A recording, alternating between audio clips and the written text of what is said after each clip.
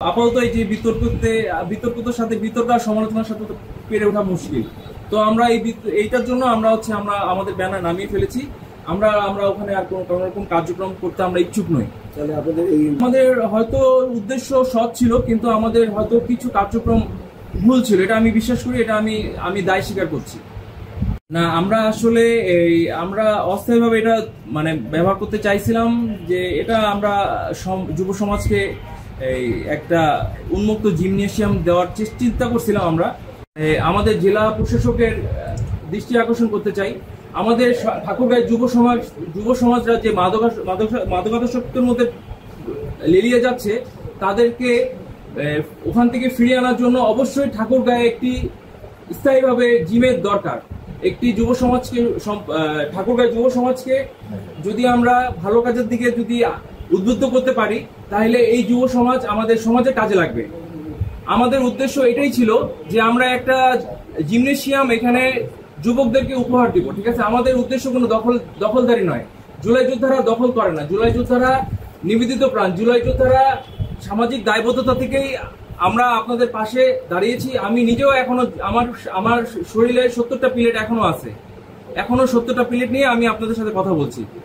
তো আমরা কোনো জুলাই যোদ্ধারা কোনো দখলবাজ বা কোনো দখলদারির মধ্যে নেই।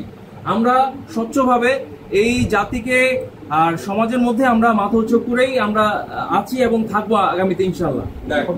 এখন ঠাকুরগাঁওবাসী যদি আমাদেরকে দখলবাজ না মনে করে, যদি আমাদের দাবিটি তাদের কাছে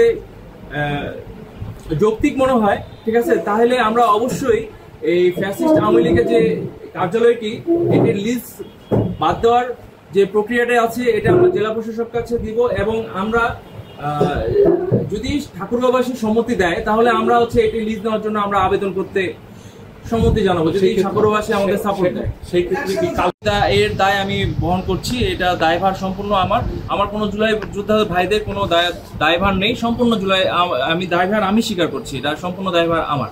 টানা সপ্তমবারের মতো বেস্ট টিস্যু পেপার ব্র্যান্ড হিসেবে স্বীকৃতি পেয়েছে বসুন্ধরা টিস্যু। কারণীতে বলতে কি, মানে কোন এক জুলাই যোদ্ধা ভাই আমার ওখানে লাগাই ফেলাইছে। আমি এই বিষয়টা আমি দেখলাম আর কি লাগাইছে, আমি এই বিষয়টা অবগত নাই। আর কোন জুলাই যোদ্ধা ভাই লাগাইছে এটা আমি সঠিক জানি না।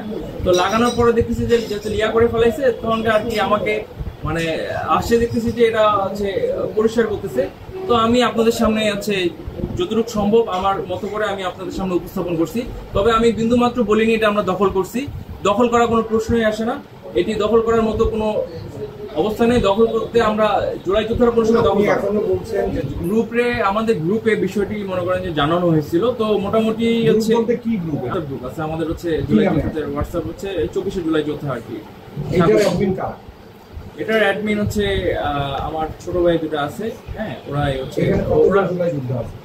এখানে প্রায় আপনার 400 জন নাই, প্লাস 300 প্লাস আছে এখনো। বাকিদেরকে কেউ আপনার হোয়াটসঅ্যাপ ইউজ করে না। এমন প্রান্তিক পর্যায়ে জুলাই যোদ্ধারা আছে, তাদের কাছে মনে হয় ফোনও নাই, ঠিক আছে। তো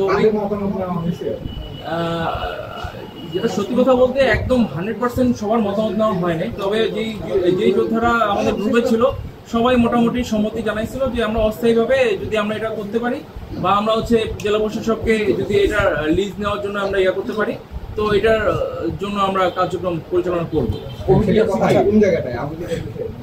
না, আসলে আওয়ামী লীগ অফিসে একটা দিনের জন্য আমাদের কার্যক্রম ছিল, সেটা আওয়ামী লীগ নিষিদ্ধ ফ্যাসিস্ট, আওয়ামী লীগ যে ফ্যাসিস্ট যা নিষিদ্ধ করা হয়েছিল, এটার আনন্দ উৎসব করার জন্যই আমরা একদিনের জন্য এখানে অবস্থান করছিলাম। এটা দখলের কোনো ইয়েই না।